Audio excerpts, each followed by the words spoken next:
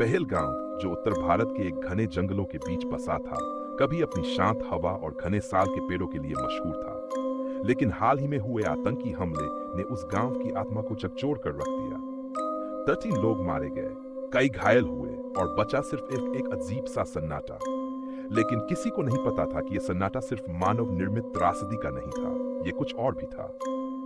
हमले के एक दिन बाद मीडिया वाले चले गए, पुलिस की पेट्रोलिंग कम होने लगी, लेकिन गांव के लोग अजीब घटनाओं का अनुभव करने लगे। रात को अजीब सी आवाजें आने लगीं, मानव और जानवर की मिलीजुली चीखें, चौपड़ियों के बाहर चलने की आवाज, मगर कोई नजर नहीं आता। राघव, जो गांव का स्कूल मास्टर था, उसे हमेशा तर्क में विश्वास था, मगर जब उसने अपने सामने एक छायाचित्र को हवा में तैरते देखा तो उसके विश्वास की नींव हिल गई। उस रात वह बहुत देर तक अपने कमरे में बैठा रहा, जब तक कि दीवार पर खुद ब खुद खून से लिखा गया, हम अब भी यही हैं। अगले दिन गांव के मंदिर का पुजारी लापता हो गया। उसके कमरे में केवल राख बची थी और दीवारों पर उर्दू और संस्कृत मिली-जुली भाषा में कुछ लिखा था जिसे कोई पढ़ नहीं पा रहा था।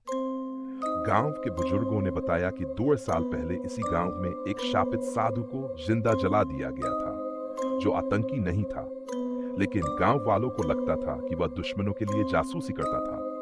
मरते समय उसने शाप दिया था, जब भी इस भूमि पर निर्दोषों का रक्त बहेगा, मैं लौटूंगा अपनी आग के साथ।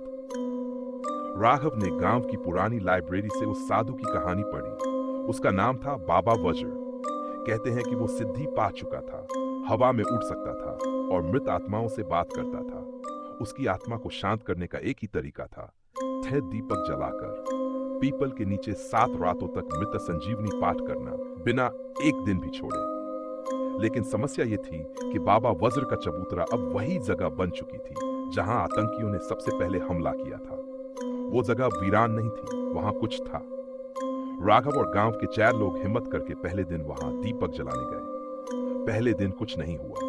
दूसरे दिन अचानक आसमान में अजीब सी बिजली चमकी और सभी दीपक खुद ब खुद बुझ गए। तीसरे दिन उनमें से एक, नाम था सुरेश, पागल हो गया। उसकी आंखें लाल और जीभ कट चुकी थी। वह सिर्फ एक ही वाक्य बोलता रहा, वो आग में नहीं मरा, वो आग बन गया। राघव ने हार नहीं मानी। उसने सीसीटीवी कैमरे लगाए, लेकिन चौथे दिन कैमरे खुद ब खुद पिघल गए, जैसे किसी ने उन्हें आग में फेंका हो। अब गांव में अफवाहें तेज हो गई कि बाबा वज्र वापस आ चुका है, और इस बार वो आतंकवादियों के नहीं, गांव वालों के पीछे है, क्योंकि उन्होंने उसे भुला दिया। 5वें दिन एक लड़की मीरा, जो गांव छोड़कर शहर चली गई थी, अचानक गांव लौटी। वह एक पत्रकार बन चुकी थी, लेकिन उसकी आंखों में अजीब सी गहराई थी, जैसे वो